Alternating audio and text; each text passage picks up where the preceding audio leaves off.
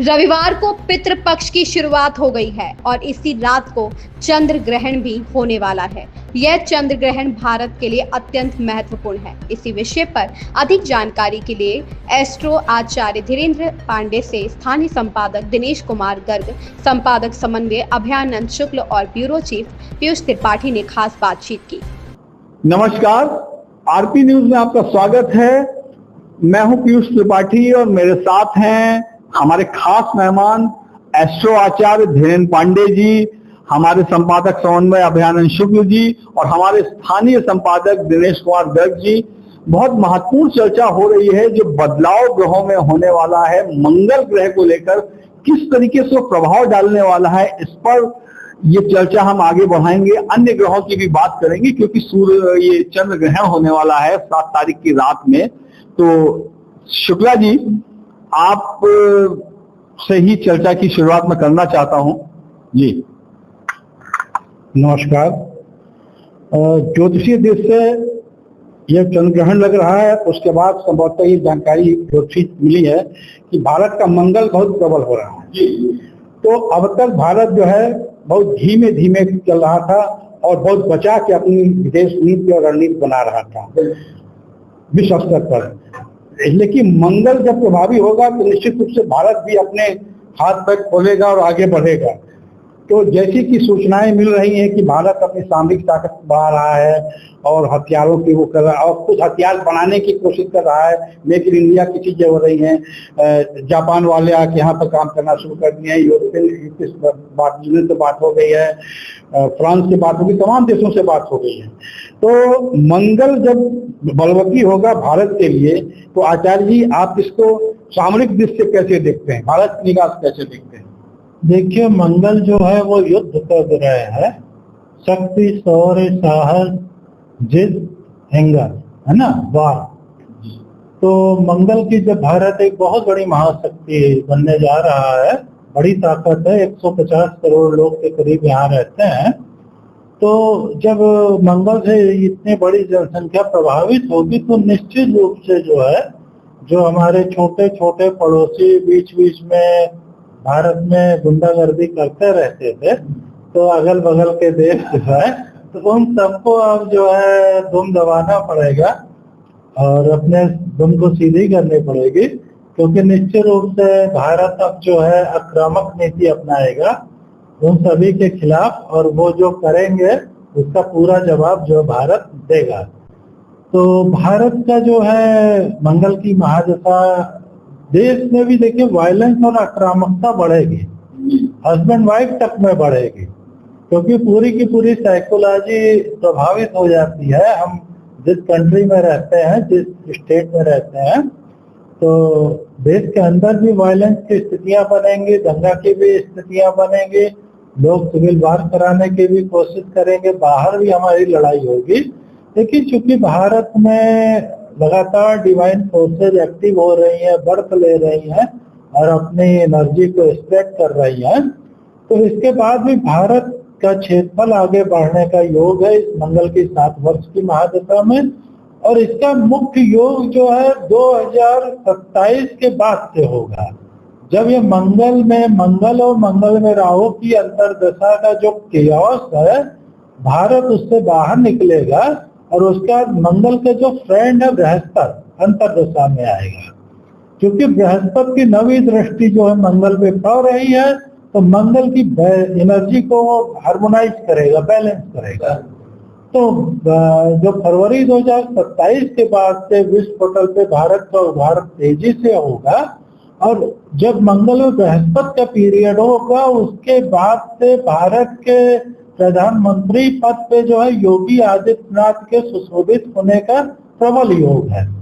और वो योगी आदित्यनाथ जी के पद पे आने के बाद जो 2027 के करीब घटना घटेगी, और उसके बाद से जो ये पाकिस्तान और बांग्लादेश और ये जो बहुत से पड़ोसी देश हैं जो बदमाशियां करते हैं, इन लोगों को भरपूर जवाब मिलेगा।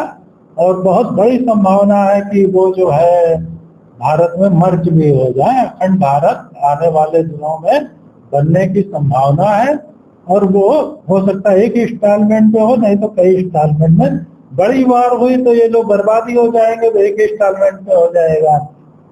अगर छोटी छोटी वार हुई तो इंस्टॉलमेंट में भारत का शेयर लैंड का वो बढ़ने जा रहा। जो पाकिस्तान और बांग्लादेश जैसी शक्तियां हैं जो भारत के खिलाफ षड्यंत्र करती रहती हैं, ये अपने क्षेत्रफल को खोएंगी आने वाले दिनों में मंगल की महादशा में, जो भारत के कुंडली में 7 वर्ष तक चलेगा। तो आप इसका मतलब ये कह रहे हैं कि भारत का जो है समय अच्छा आने वाला है। नास्ट्राडामस की भविष्यवाणी में भी कुछ ऐसा ही बताया गया है कि भारत जो है साउथ एशिया का लीडर होकर उभरेगा और उसकी छत्र छाया में ही सारे देश रहेंगे हैं? और सनातन का डंका बजेगा, हिंदी यहाँ की मुख्य भाषा होगी, संस्कृत मुख्य भाषा होगी। तो क्या अब आप मान रहे हैं कि वो समय आने वाला है? देखिए, हम सभी लोग उसके लिए मान नहीं रहे, कार्य कर रहे हैं।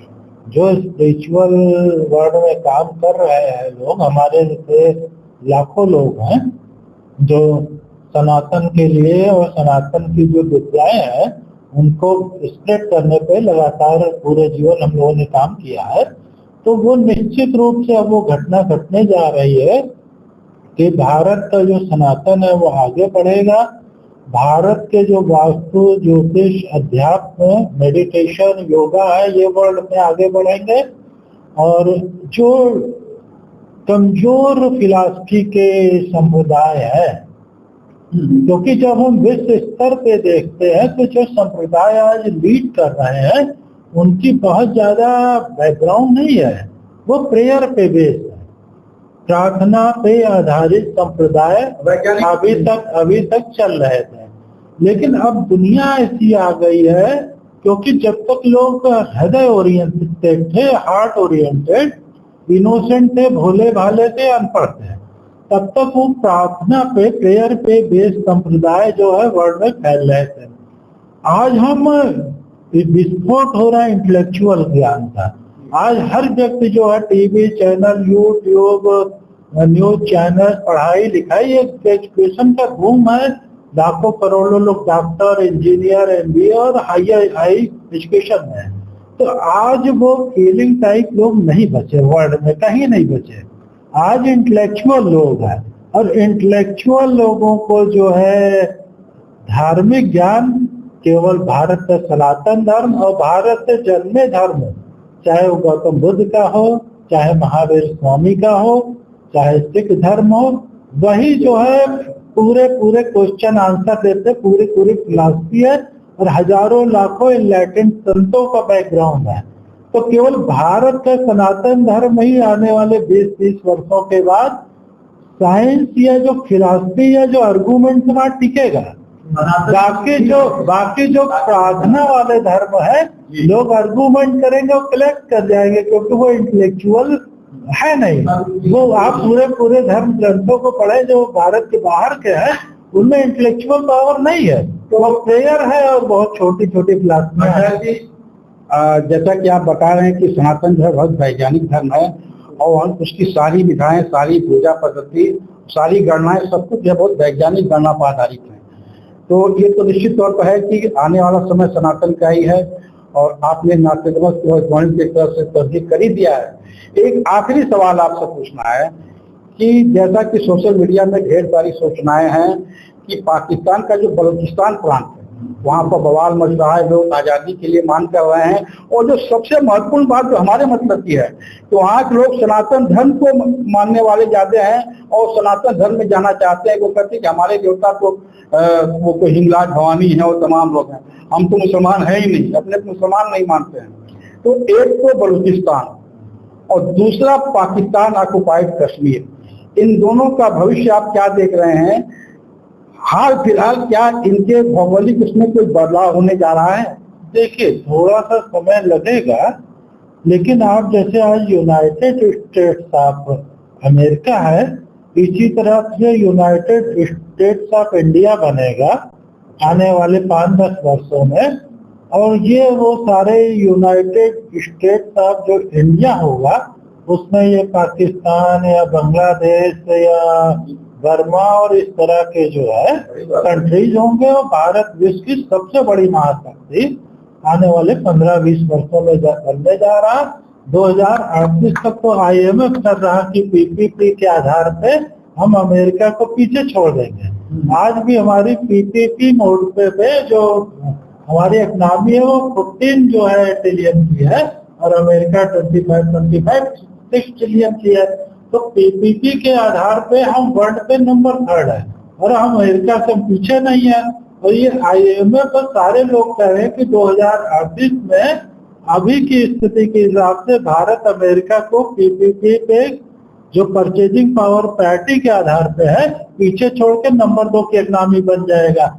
लेकिन जो अमेरिका चूंकि डिक्लाइन करेगा, वो वार लड़ेगा यूगोस्लाविया में, बलूचिस्तान में चीन के साथ, यहाँ यूक्रेन वाला हो ही रहा है, और भी वार अमेरिका लड़ेगा क्योंकि वो उसके सॉफ्टवेयर में है।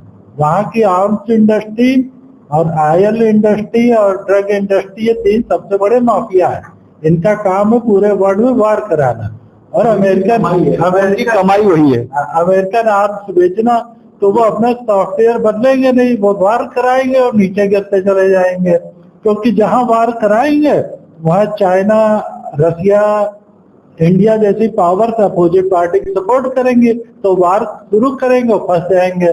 तो इस कारण से 2038 के हिसाब से तो अभी जो सिनेरियो है जहाँ पे भारत सामान्य है और ये सब इतने स्ट्रांग है, तब भी इंडिया पीछे छोड़ के नंबर 2 पे परचेजिंग पावर पैरिटी के आधार पे होएगा। लेकिन अब भारत उभरेगा और ये सब नीचे आएंगे तो उसके पहले ये सब घटना घट जानी है। सब यूनाइटेड स्टेट्स ऑफ इंडिया में आ जाएगा। तो फिर क्या हम माने कि हमारे कैलाश और मानसरोवर जो हमारी संस्कृति संगम केंद्र है वो भी हमारे लिए सहज और सुलभ हो जाएंगे?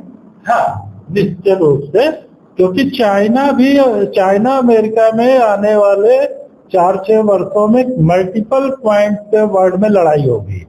जैसे ईरान में लड़ाई होगी, ईरान में चाइना सपोर्ट करेगा ईरान को, और ये इजराइल वहां भी वार होती रहेगी और उससे पावर से नीचे आएंगे।